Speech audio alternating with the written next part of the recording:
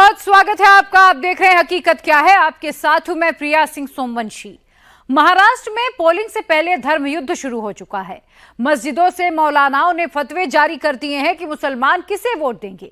BJP आरोप लगा रही है कि राज्य में 400 एनजीओ वोट जिहाद में लगे हैं। हिंदू वोट को जाति में बांटकर और मुस्लिम वोटों को एक मुश्त पाने के लिए अघाड़ी ने अपनी पूरी बिसात बिछा दी है। जवाब में हिंदुओं को एकजुट करने के लिए महायुति भी पूरी कोशिश करने में लग गई है। महाराष्ट्र का ये चुनाव कैसे धर्म युद्ध में बदला और गजवाए हिंद का जवाब भगवाए हिंद से देने की बात कहां से आ गई? इसका चुनाव में क्या असर हो रहा है? क्या हिंदू भी एकजुट हो रहा है? क्या मुसलमान फतवे पर ही वोट कर रहा है? फुल डिटेल इस रिपोर्ट में देखिए।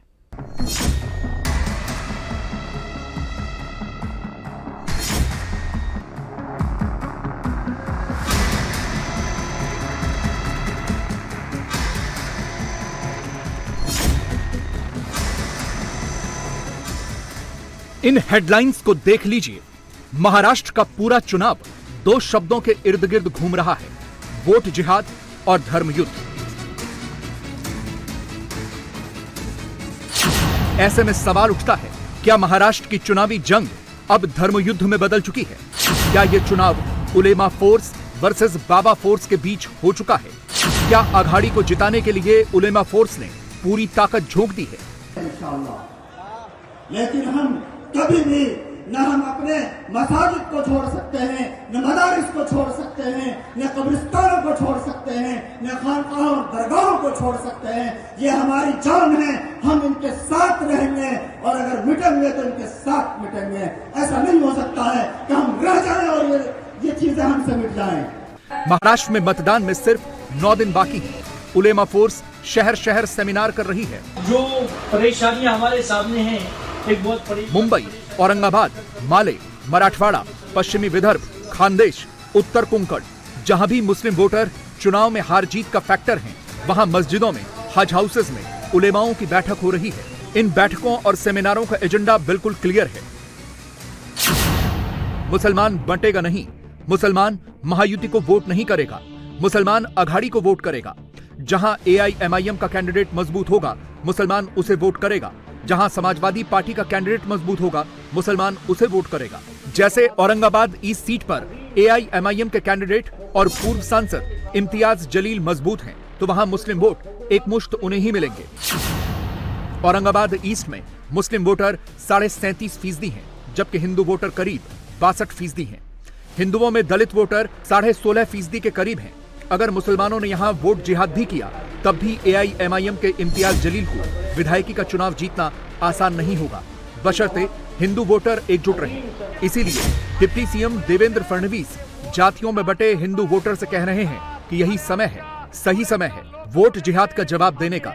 लोकसभेपासनं एक नवीन स्ट्रॅटेजी आखली आणि या धुळ्यामध्ये ते वोट जिहाद करतायत। वोट जिहाद। अरे आमच्या धुळ्याच्या लोकसभेमध्ये आम्ही 1,90,000 मतांनी 5 मतदारसंघात पुढे गेलो, एकट्या मालेगाव सेंट्रलच्या आणि या धुळ्यातल्या वोट जिहादमुळे 4,000 मतांनी आम्हाला पराजित व्हावं लागलं। आता मी तुम्हाला विनंती करण्याकरता आलोय, आता जागे झालो नाही तर नेहमी करता झोपावं लागेल। ही निवडणूक जागा होण्याची निवडणूक आहे। ही निवडणूक वोट जिहादचं उत्तर एकत्रितपणे मतदान करण्याची निवडणूक आहे आणि म्हणून या निवडणुकीमध्ये आपले 5ही उमेदवार या ठिकाणी निवडून आणा, एवढीच विनंती करतो।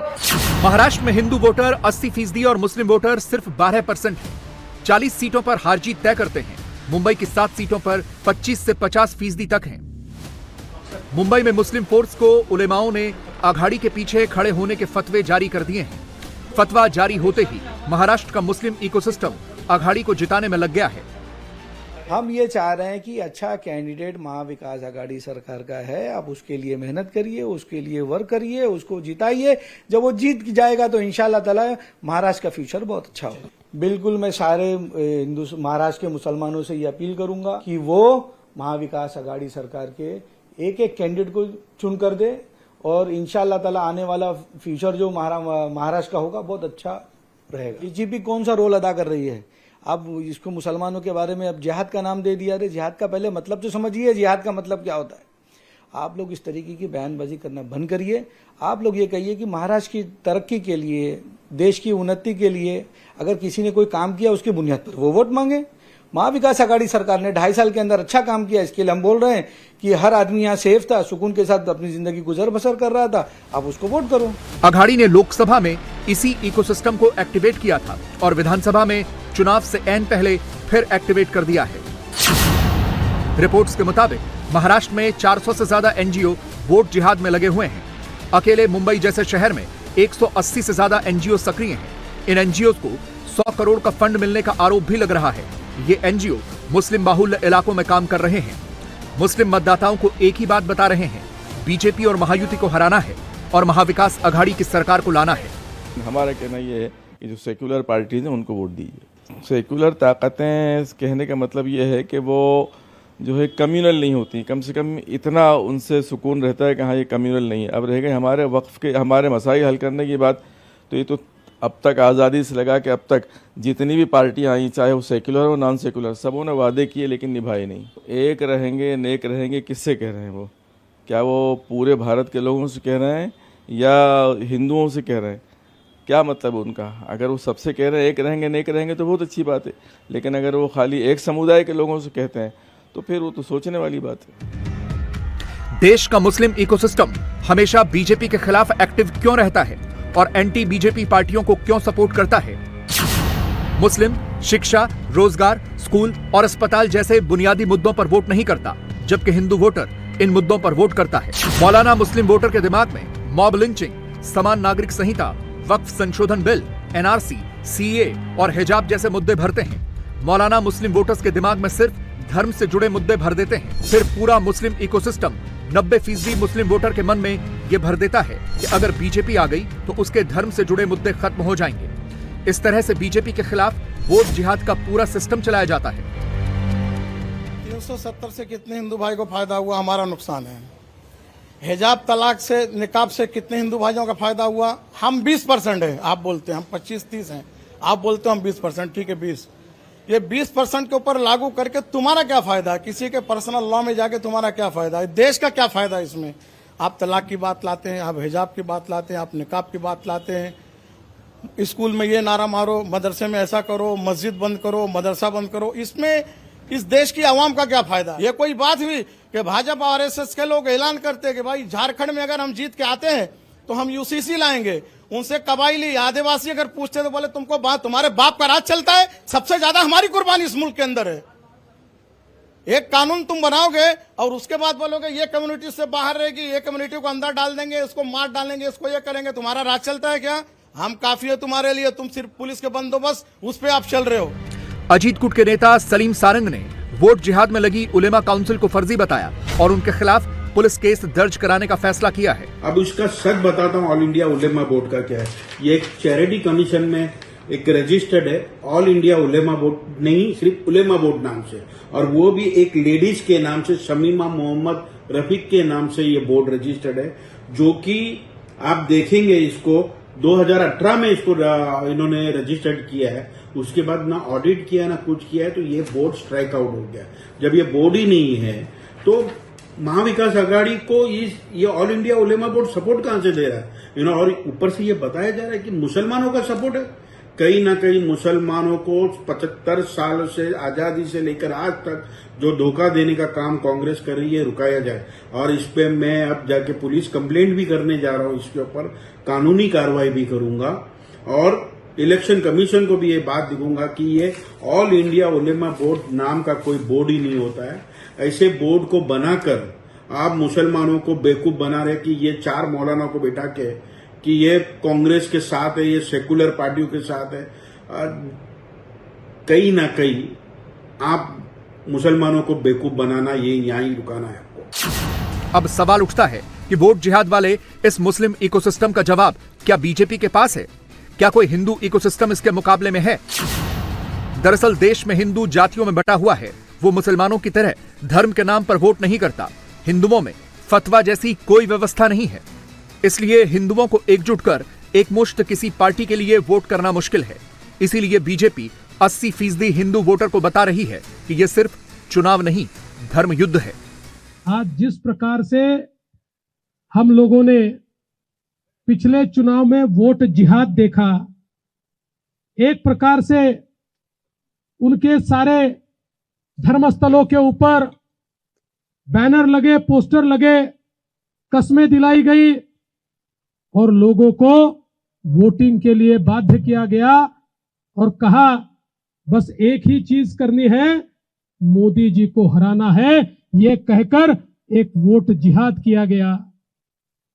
हम लोग थोड़े सोए हुए थे, इसलिए कई जगहों पर हम लोगों को मात खानी पड़ी, लेकिन अब वोट जिहाद का जवाब वोट के धर्म युद्ध से हमको देना है और अब कोई भी सोएगा नहीं। अब सबको मतदान के लिए जाना है, सबको वोट करना है और मेरा विश्वास है कि आप सब लोगों का आशीर्वाद और पूज्य गुरुदेव का आशीर्वाद मिलेगा तो फिर एक बार इस महाराष्ट्र में भगवे को मानने वाली सरकार आएगी। महाराष्ट्र की विधानसभा पर फिर भगवा लहराएगा। महाराष्ट्र के चुनाव में अब दो फोर्स फ्रंट पर हैं, एक हिंदू फोर्स और दूसरी मुस्लिम फोर्स। अघाड़ी दोनों फ्रंट पर खेलना चाहती है, वो कैसे, इसे समझिए। पहले नाना पटोले और शरद पवार अपने लेटर हेड पर उलेमा काउंसिल की तमाम शर्तें मान लेते हैं, मुस्लिम फोर्स को अपने पक्ष में करने के लिए चिट्ठियां जारी कर देते हैं। जब उन्हें लगता है कि हिंदू फोर्स इससे नाराज हो सकती है तो संविधान बचाओ सेमिनार शुरू कर देते हैं ताकि हिंदुओं को जातियों में बांट और तोड़ सकें। मुस्लिम फोर्स को खुश करने के लिए संविधान सम्मेलन में भी गेरुआ और भगवा पर हमला बोला जाता है। ये कटोंगे मटेंगे क्या है, बटोंगे तो कटोंगे, एक है तो सब है, क्या बोले, हाँ एक है तो सेफ है। अब सेफ नहीं है क्या देश? नहीं, अब कोई खतरा है देश में। अगर खतरा किसी से है तो आरएसएस और बीजेपी से ही खतरा है। गेरुआ कपड़े पहनते हैं और सर पे बाल भी नहीं रखते। तो ऐसे एक नेता है जो बीजेपी ने पैदा किए। ठीक है कि हम उससे कोई गिला, मैं ये कह रहा हूं उनको, बीजेपी को, या तो सफेद कपड़े डालो या तो सन्यासी कपड़े डालते हो, गेरुआ डालते हो, पॉलिटिक्स से बाहर हो जाओ।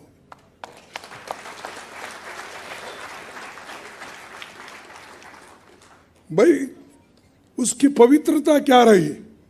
एक तरफ गेरुआ कपड़े डालते हो, बटेंगे तो कटेंगे बोलते हो, और ये क्यों डाले? सनातन धर्म को छोड़कर अब अघाड़ी की उलेमा फोर्स को जवाब देने के लिए भगवा फोर्स रेडी करने की बातें हो रही हैं। बाबा बागेश्वर हिंदुओं को एकजुट करने के लिए संतों के साथ यात्रा पर निकलने वाले हैं।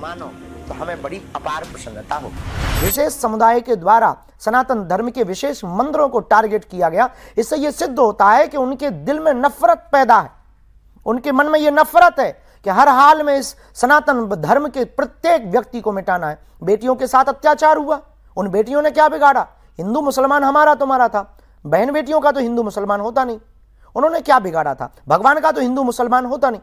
भगवान ने क्या बिगाड़ा? उस परमात्मा ने क्या बिगाड़ा जो मंदिर में बैठा रहो आपने आप लगा दी।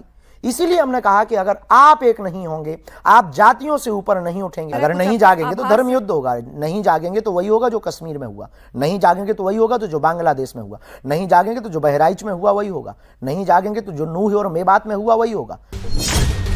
गजबाए हिंद का जवाब भगवाए हिंद। बाबर महान, अकबर महान नहीं, रघुबर महान। मुस्लिम फोर्स का एजेंडा 2047 तक गजबाए हिंद करने का है, मतलब भारत को इस्लामिक राष्ट्र बनाने की साजिश है। हिंदू फोर्स इसका जवाब भगवाए हिंद से देने की तैयारी कर रही है। अपने अपने मत हैं और एक दूसरे में भयंकर विरोध भी होता है, लेकिन उनके मजहब पर जब बात आती है तो वो सिर्फ मुसलमान होते हैं। हिंदुओं में ठीक उल्टा है। हिंदुओं में कोई भी बात आती है तो सिर्फ एक आध व्यक्ति बोलता है, बाकी सब चुप रहते हैं।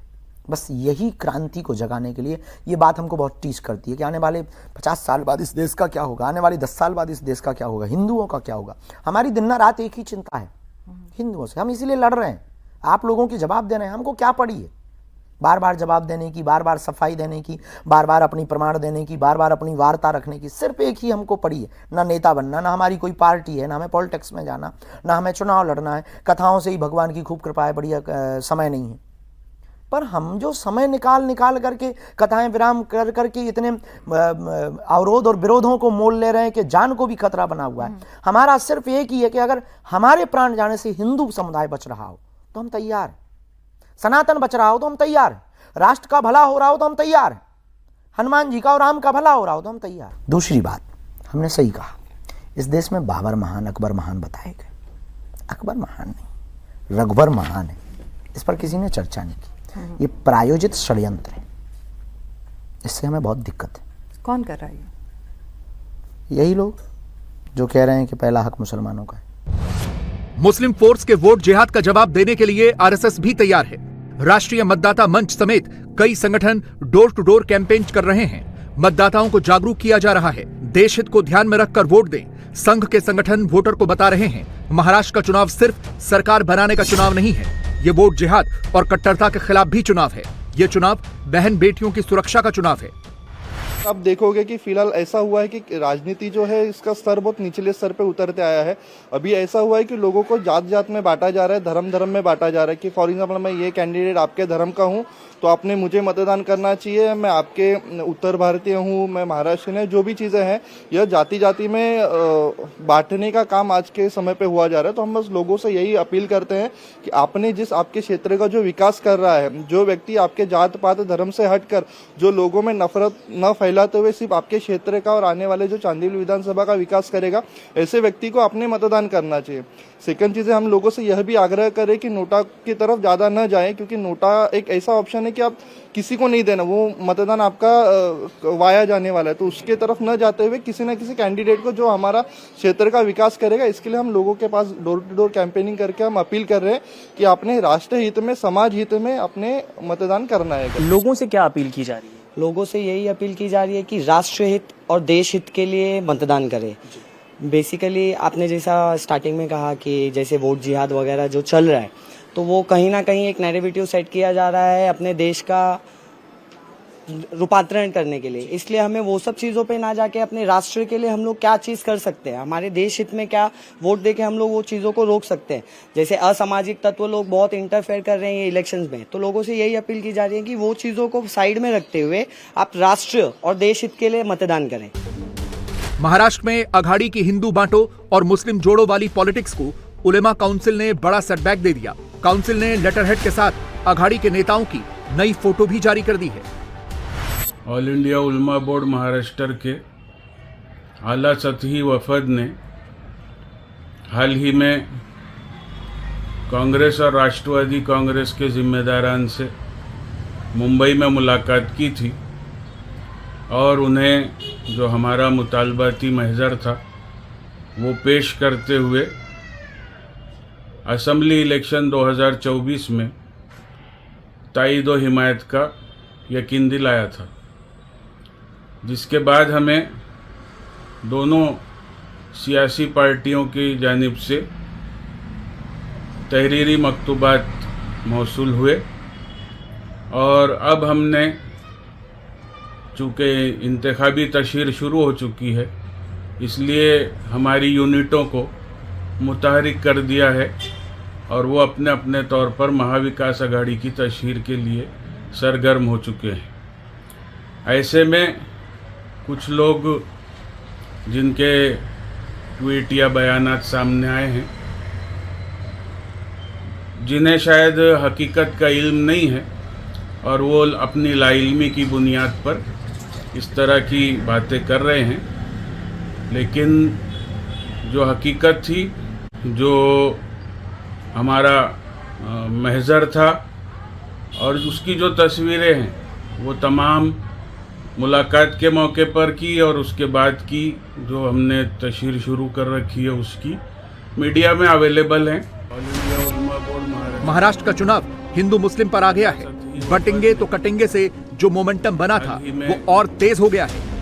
कांग्रेस और राष्ट्रवादी कांग्रेस के यूपी में पीडीए का फुल फॉर्म क्या है, आज योगी आदित्यनाथ ने ये बता दिया। पीडीए का सीईओ कौन है, पीडीए का ट्रेनर कौन है, पीडीए की पाठशाला का विद्यार्थी कौन है। योगी ने कटेरी, मझवा और फूलपुर से पूरे यूपी को समझा दिया। यूपी के उपचुनाव में मोहम्मद अली जिन्ना से लेकर अतीक अहमद और मुख्तार अंसारी का जिक्र हो रहा है।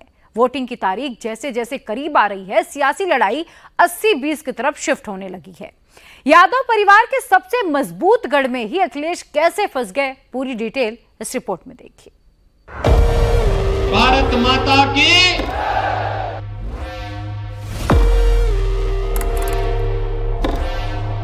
जय श्री राम, जय जय श्री राम। 13 नवंबर को चुनाव जब 20 नवंबर को भारत निर्वाचन आयोग ने किया तो समाजवादी पार्टी इसका भी विरोध की। यानी ये राम मंदिर का भी विरोध करते हैं, ये गंगा स्नान का भी विरोध करते हैं, ये हिंदू अस्मिता के साथ खिलवाड़ करते हैं। बेटी और बहन की इज्जत का इन्हें कोई मतलब नहीं।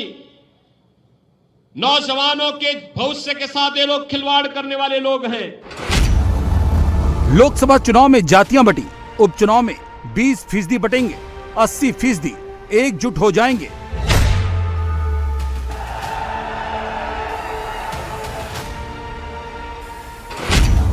अयोध्या, पटेल, जिन्ना और माफिया, क्या यूपी में उपचुनाव की नई पॉलिटिकल लाइन सेट हो चुकी है?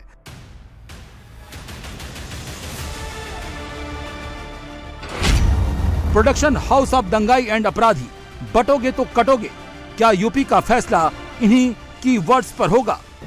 बटिए मत, एक रहेंगे तो सेफ रहेंगे। मुख्तार अंसारी और अतीक अहमद किस दंगा फैक्ट्री के प्रोडक्ट हैं? योगी ने इसका सीईओ और ट्रेनर किसे बताया है?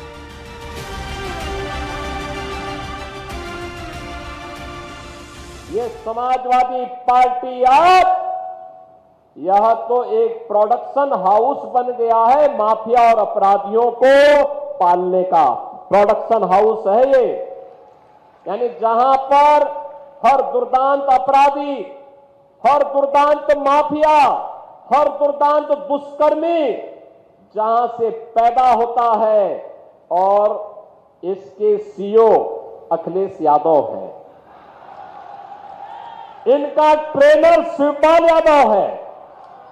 और इसीलिए मैं आपसे कहने के लिए आया हूं कि बहनों और भाइयों, ये माफिया और ये अपराधी किसी के नहीं हुए। जहां जाएंगे पूरी संपत्ति हड़प लेंगे, गरीब को उजाड़ देंगे, कमजोरों को पर अत्याचार करेंगे, बेटी और बहन की इज्जत पे हाथ डालने का काम करेंगे। यूपी में 9 सीट का बाय इलेक्शन 2027 का नहीं 2029 का मिजाज बताएगा, और चुनाव उसी पिच पर लड़ा भी जा रहा है। 9 सीट के रिजल्ट से सरकार पर कोई फर्क नहीं पड़ेगा, लेकिन योगी इस अंदाज में इलेक्शन लड़ रहे हैं जैसे ये 9 सीट नहीं 2027 से पहले 403 सीट का फैसला है। योगी आदित्यनाथ 3 दिन में ही यूपी की उन सभी 9 सीटों पर जनता का मिजाज भांप चुके हैं जहां उपचुनाव है। योगी आदित्यनाथ ने रविवार को कटहरी, मझवा और फूलपुर में बीजेपी प्रत्याशियों के समर्थन में वोट मांगे। शनिवार को योगी ने खैर, करहल और सीसामऊ में जनसभा की थी। शुक्रवार को योगी मीरापुर, कुंदरकी और गाजियाबाद भी जा चुके हैं। योगी की चुनौती जीत नहीं, लोकसभा चुनाव में बना परसेप्शन तोड़ना भी है। दूसरी तरफ अखिलेश यादव पर विक्ट्री रिपीट करने का प्रेशर है, लेकिन वो अभी तक पीडीए फार्मूले से बाहर नहीं निकले हैं। उन्हें लग रहा है जो लोकसभा में हिट हुआ वो विधानसभा में भी फिट होगा, लेकिन यूपी का पॉलिटिकल ग्राउंड और पिच दोनों बदल चुकी है। योगी ने पीडीए का नया टर्म तैयार कर लिया है। इस समाजवादी पार्टी ये पीडीए की बात तो करती है, लेकिन मैं आपको बताऊं इनका पीडीए क्या है। ये प्रोडक्शन हाउस ऑफ दंगाई एंड अपराधी है। ये एक नई परिभाषा इसको हम दे रहे हैं, प्रोडक्शन हाउस ऑफ दंगाई एंड अपराधी। याद करिए, प्रदेश का कोई भी जितना बड़ा अपराधी और माफिया होगा, जितना बड़ा वह दंगाई होगा, वह समाजवादी पार्टी के प्रोडक्शन हाउस का ही हिस्सा होगा। याद करिए, यही क्षेत्र है, खान मुबारक भी इन्हीं का शागिर्द था कि नहीं था? मुख्तार अंसारी भी इनका शागिर्द था, अतीक अहमद भी इनका शागिर्द था। और जब डबल इंजन की सरकार आई और सरकार ने अपना वास्तविक रूप इनको दिखाया, तो राम नाम सत्य है होने में भी देर नहीं लगी। योगी आदित्यनाथ पिछले 7 साल से यूपी के मुख्यमंत्री हैं। इन 7 सालों में योगी का सबसे बड़ा अचीवमेंट रहा है यूपी का लॉ एंड ऑर्डर। योगी की सरकार में बड़े बड़े माफिया मिट्टी में मिल गए। लोगों के मन से अपराधियों का खौफ कम हुआ। अपराधी या तो जेल गए या तो उनका एनकाउंटर कर दिया गया। यूपी की सड़कें पहले की तुलना में काफी हद तक बेटियों के लिए सुरक्षित हो गई हैं। ऐसे में समाजवादी पार्टी जिन पॉइंट्स पर वीक है, योगी के टारगेट पर वो ही मुद्दे हैं। मुख्तार अंसारी हो या अतीक अहमद, दोनों ही कभी न कभी समाजवादी पार्टी से जुड़े रहे थे। मुख्तार के भाई अफजाल अंसारी मौजूदा समय में सपा के सांसद हैं। अयोध्या में मोइन खान, कन्नौज में नवाब सिंह यादव और लखनऊ में बैड टच के आरोपी पवन यादव, तीनों का कनेक्शन समाजवादी पार्टी के साथ था। तीनों मामलों में पीड़ित बेटियां थीं और उसी पीडीए से आती थीं, जिनका जिक्र अखिलेश पिछले 6 महीने से रोज करते हैं। लेकिन अब इन तीनों केस का जिक्र योगी कर रहे हैं, हर रोज जोर शोर से कर रहे हैं। एक निषाद बेटी के साथ अयोध्या में ये समाजवादी नेता मोइन खान किस प्रकार की कृत्य कर रहा था, जेल के अंदर उसको इसीलिए भेजा गया और समाजवादी पार्टी उस दुष्कर्मी को फिर भी अंतिम समय तक बचा करके क्लीन चिट दे रही थी। कन्नौज के अंदर एक दलित बेटी के साथ क्या व्यवहार ये लोग कर रहे थे, आपने लखनऊ में देखा होगा। उस दिन भारी बारिश पड़ी थी और एक बेटी अपने परिवार के साथ मोटरसाइकिल से जा रही थी। ऐसे ही एक उच्छृंखल सपाई के द्वारा उस बेटी को मोटरसाइकिल से गिरा करके किस प्रकार से अपमानित किया जा रहा था। जब हम लोगों ने जेल के अंदर डाला तो समाजवादी पार्टी के लोगों ने थाना घेराव किया। वो तो पुलिस का डंडा था, ये सपाई उसके कारण भाग गए, नहीं तो ये जो गुंडागर्दी के लिए 9 सीट के मुद्दे और लाइन लेंथ तय हो चुकी है। लोकसभा वाले नैरेटिव की हवा निकल चुकी है और फिर से ग्राउंड पर अखिलेश को MY फार्मूला एक्टिवेट करना पड़ रहा है। 2024 के लोकसभा चुनाव से पहले तक समाजवादी पार्टी की ताकत उसका MY कॉम्बिनेशन था। यूपी में 10% यादव और 20% मुस्लिम हैं। समाजवादी पार्टी को इस 30% में से 24-25% वोट हमेशा मिलते रहे हैं और इसी के दम पर सपा यूपी में एक बड़ी सियासी ताकत रही है। लोकसभा चुनाव में अखिलेश यादव ने नई सोशल इंजीनियरिंग तैयार की। यादव और मुस्लिमों को कम टिकट बांटे और दूसरी ओबीसी जातियों और दलितों पर फोकस किया। इसका इम्पैक्ट भी हुआ। कांग्रेस और समाजवादी पार्टी के गठबंधन को 43.52% वोट मिले, जो इनके कोर वोट बैंक से कहीं ज्यादा थे। उपचुनाव में भी अखिलेश यादव पीडीए का नारा चल रहे हैं। बटोगे तो कटोगे का जवाब जुड़ेंगे तो जीतेंगे इसे दे रहे हैं। लेकिन बाई इलेक्शन में उनका टिकट वितरण सोशल इक्वेशन बता रहा है कि कौन जुड़ेंगे, कितना जीतेंगे। अखिलेश यादव ने 9 सीटों पर 4 मुस्लिम और 3 ओबीसी और 2 दलित समुदाय से टिकट दिए हैं। 3 ओबीसी में से एक प्रत्याशी यादव है, यानी अखिलेश ने जो टिकट बांटे उसमें 50% से अधिक हिस्सेदारी MY कॉम्बिनेशन की है। अखिलेश के टिकट बंटवारे पर योगी डायरेक्ट अटैक नहीं करते, लेकिन सुहेल देव और वल्लभ भाई पटेल को याद कर उसी टारगेट को हिट करते हैं जो अखिलेश को परेशान करता है और जिन्ना का जिक्र कर हिंदुत्व वाला बूस्टर डोज भी दे देते हैं। महाराज सुहेल देव का भव्य स्मारक हम लोगों ने बहराइच में बना करके तैयार कर दिया। बहुत भव्य स्मारक बना है, भारत के इतिहास के गौरव का प्रतीक। जो सम्मान इस महापुरुष को मिलना चाहिए था वह भाजपा दी है। सपा तो इसलिए नहीं दे रही थी क्योंकि सपा तो नाम भी नहीं लेती, क्योंकि उसको भय है अगर वह सम्मान देगी तो कहीं मुस्लिम वोट न खिसक जाए।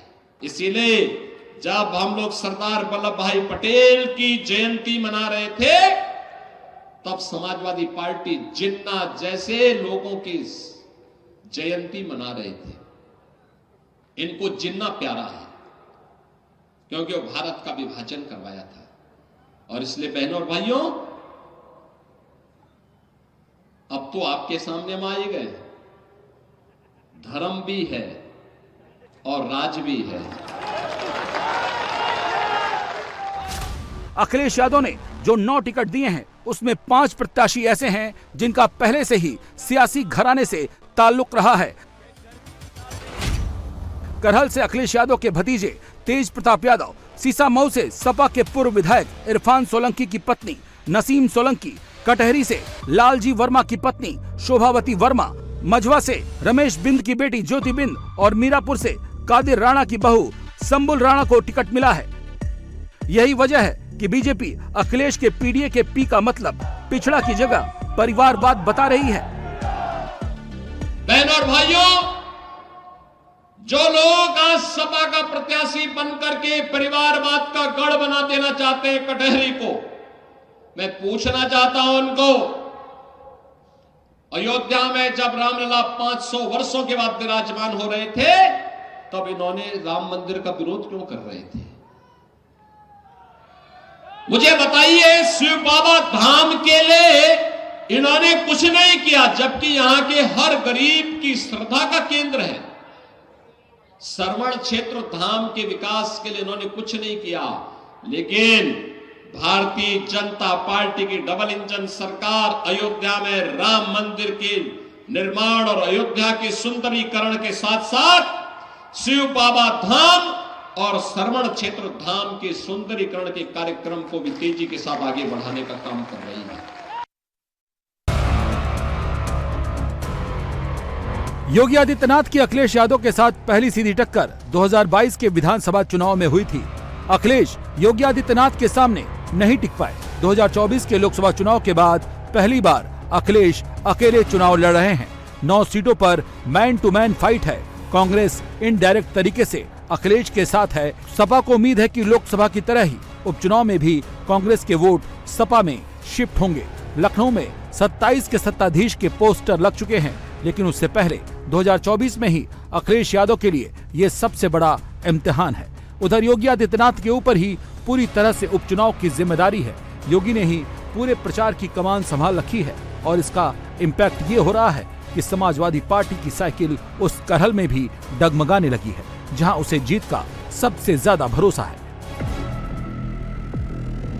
करहल में यादव वर्सेस यादव की लड़ाई है। पहली बार यादव परिवार के गढ़ में सीट फंसी दिख रही है, क्योंकि बीजेपी की तरफ से अखिलेश के ही रिश्तेदार अनुजेश चुनावी मैदान में हैं और यादव वोटर्स के बीच उनकी भी मजबूत पैठ है। यादव बहुल इस सीट पर बीजेपी ने अब गोत्र का तीर चला है और इस इशू ने समाजवादी पार्टी के कॉन्फिडेंस को हिला दिया है। ये तीर अगर निशाने पर लगता है तो समाजवादी पार्टी को अपने सबसे मजबूत गढ़ में ही झटका लग सकता है। यही वजह है कि धर्मेंद्र यादव, शिवपाल यादव और डिम्पल यादव करहल में ही फंसकर रह गए हैं।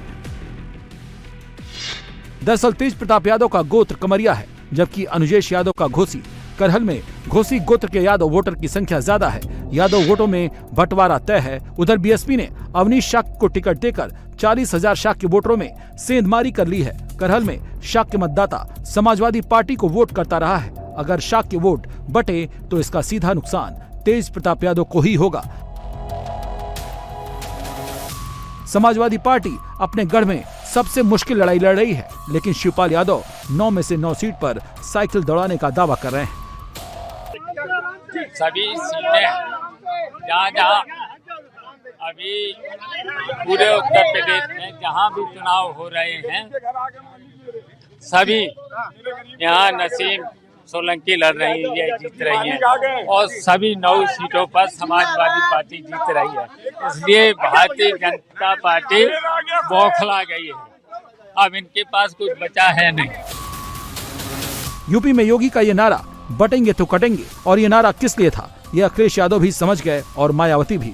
यूपी में नारों का एक पोस्टर वार शुरू हो गया, लेकिन ये नारे यूपी की जनता तक कितना पहुंच रहे हैं, इसका जवाब 23 नवंबर को मिलेगा। लेकिन योगी के नारों पर जैसे रिएक्शन आ रहे हैं, उससे समझ में आता है कि योगी ने जो कहा उसका असर होने लगा है। योगी अपनी रैलियों में अयोध्या याद दिला रहे हैं, बंटने से क्या नुकसान होगा ये भी समझा रहे हैं। हरियाणा में मालूम है जनता ने क्या कहा? जनता जनार्दन एक ही बात कहती थी, जब अयोध्या के बारे में उनको जानकारी मिलती थी तो लोग कहते थे कि अयोध्या में 500 वर्षों का इंतजार क्यों करना पड़ा था, क्योंकि बंटे थे और इसीलिए कटे थे। एकजुट होकर के मोदी जी के नेतृत्व में जैसे देश ने लड़ाई लेनी शुरू की, अयोध्या में राम मंदिर के मुद्दे का समाधान भी हो गया। भगवान राम अपने धाम में विराजमान भी हो गए और बहनों और भाइयों,